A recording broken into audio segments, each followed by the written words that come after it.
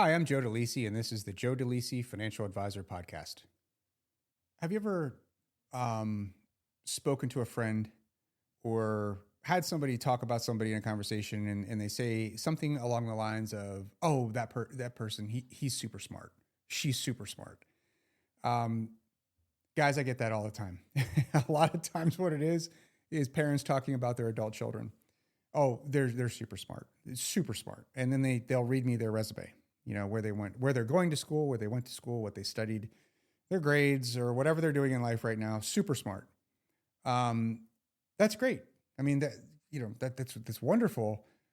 When it's in context of investing, I hate to tell you this, it probably doesn't matter how smart they are. Brains don't beat markets. It just don't.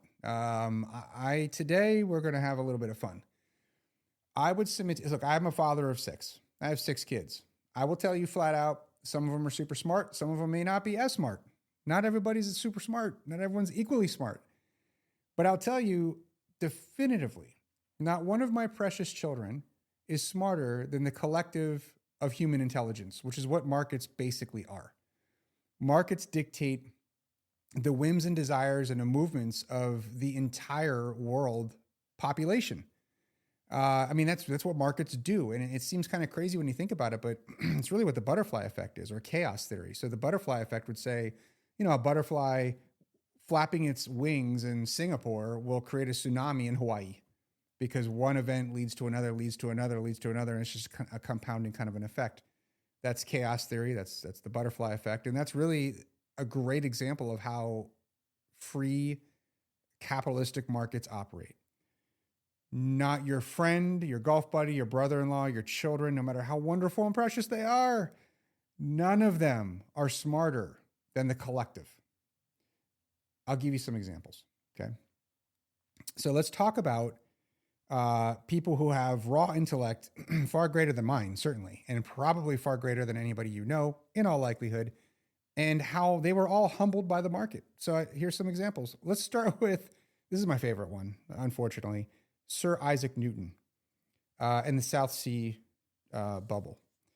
Now, I'm assuming you've heard of Isaac Newton. Unfortunately, my teenagers who, a lot of them went to, the first two went to public school. They have no idea who he is. Newton was calculating movement of planets. He invented calculus. That was Sir Isaac Newton.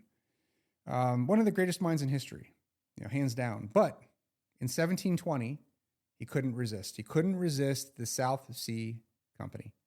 Hot stock, hyped as a future of global trade. This time is different. If you've listened to some of our podcasts recently. And at first, when he bought in, he made some money. He made some money, he sold, he looked smart, but then the stock kept going up. This is a really interesting phenomenon. So what we're saying is this. So Newton bought in to this stock and he made money and then he sold it. Let me stop right there. Sometimes speculating on individual securities and actually making money, sometimes it's the worst thing for you because you start thinking about how smart you actually are, and you were right. You knew it. You knew that stock was going to go up and you bought money, you put money in it and it did go up. And look how great that was. And in this case, the kiss of death for him, for the father of calculus, was he sold, he got out. He tried to time it twice, right? He got in at the right time and he thought he got out at the right time. But the problem was the stock kept going up. And his friends were in it, as the story goes. And in fact, let me tell you where I get all this. This is an unbelievable read. I got this from the extraordinary popular delusion and madness of crowds. And then there was another one. I got this one off the internet. John Carswell wrote The South Sea Bubble. That was from 1960. So when Newton's friends were still in the stock and they kept going up, he was upset, right? Because he didn't time the exit right. So he got back in. What happened? He put almost all of his money in the second time. It popped, and today he lost what would be millions. Back then, I think it was like 20,000 pounds. Okay, millions in today's dollars. And he said, quote, "I can calculate the motions of heavenly bodies, but not the madness of men." So even Newton couldn't solve the equation of human greed, right? So if Sir Isaac Newton couldn't time when to get in and then when to get out, he could time the movement of stars and sun, but he couldn't time the stock market. If he couldn't, I am just going to humbly submit to you that your golf buddy, your dentist, your brother-in-law, your child can't either, right? It's not likely. It's just not highly likely. What about, this is an amazing one. I had to read this a few times.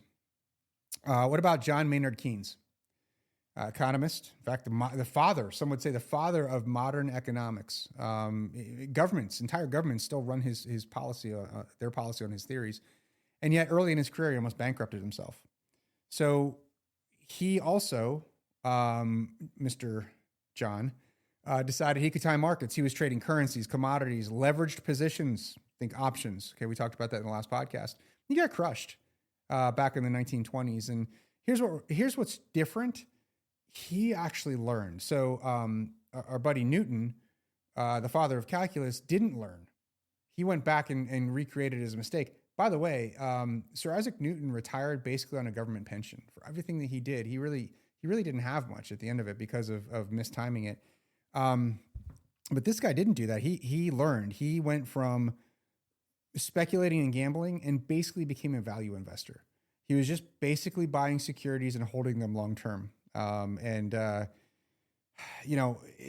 look at that and it's like, okay, well, that's discipline, but don't make the mistake to begin with. Where did I get that information? That came from the Stock Market Investor 2009, the Journal of Economic Perspectives. What about Nikola Tesla? This was interesting to me. I didn't know this one either. I would argue he changed the world. I'm not talking about Elon Musk, who named his company Tesla, or one of his companies Tesla. I'm talking about Nikola Tesla himself, who came up with alternating current and wireless power, which is pretty cool because we hadn't even started using that until recently. He had different radio prototypes. He was decades, if not maybe a century ahead of his time, but financially he was a disaster. Super smart guy, right? Maybe not as super smart as your brother-in-law, but super smart guy. He was a mess. He burned through fortunes going after inventions, suing people, backing risky adventures.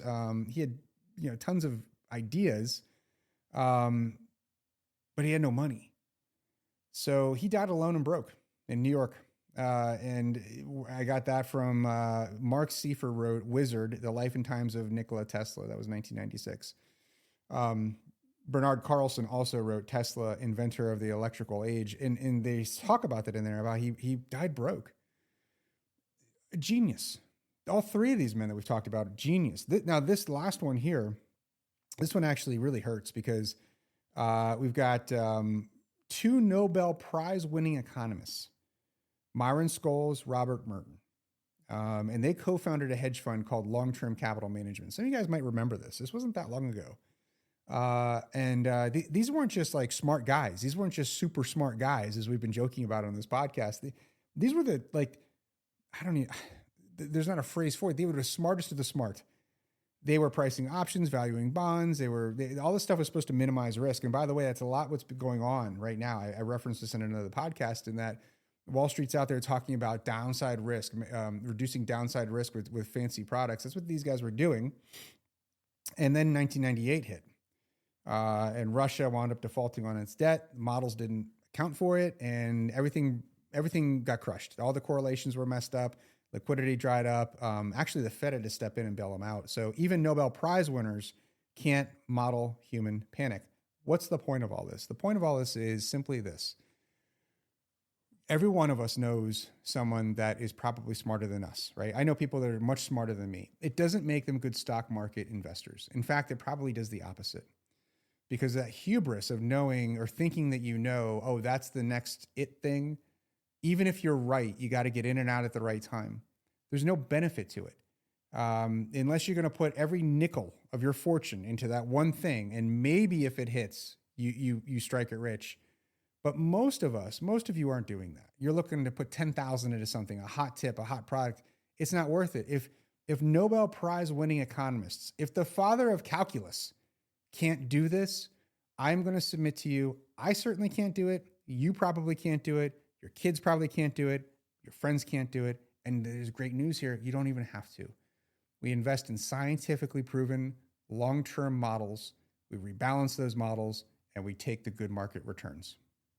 Registered representative and financial advisor of Park Avenue Securities LLC, OSGA 52820, Carroll Canyon Road, 300 San Diego, California, 92126 19646 Securities Product Advisory Services offered through PA's member vendors, IPA, financial representative of the Guardian Life Insurance Company of America, Guardian New York, New York. PA's is wholly owned subsidiary of Guardian Westpac Wealth Partners LLC, is not an affiliate or subsidiary of PA's or Guardian. Insurance products offered through Westpac Wealth Partners and Insurance Services LLC, a DBA of Westpac Wealth Partners LLC. See Insurance License OD 34103. This podcast is for informational purposes only, does not to be considered as tax, legal, or investment advice. Although the information has been gathered from sources believed to be reliable, please note that individual situations can vary. That therefore the information should be relied upon only when coordinated with individual professional advice. Guardian and subsidiaries, agents, and employees do not conduct tax or accounting advice. And all your tax, legal, or accounting information, certain individuals must face risk runs to navigate for future results. All must and investment strategies contain risk and value. Diversification does not guarantee profit or protect against market loss. Equities may decline value due to both real and perceived general market, economic, and industry conditions. Investing in securities, small companies tends to be more volatile than in securities, large companies. Investing in the bond market subject to certain risks, accounting market, interest, issue, or credit, and inflation risk. Indices are unmanaged, all cannot invest direct into an index. This matter will intended for general use. By providing its content, Park Avenue Securities LLC and your financial representative are not undertaking provide investment advice or to make a recommendation for a specific individual or situation, or to otherwise act in a fiduciary capacity. 854-854-110 expired 1027.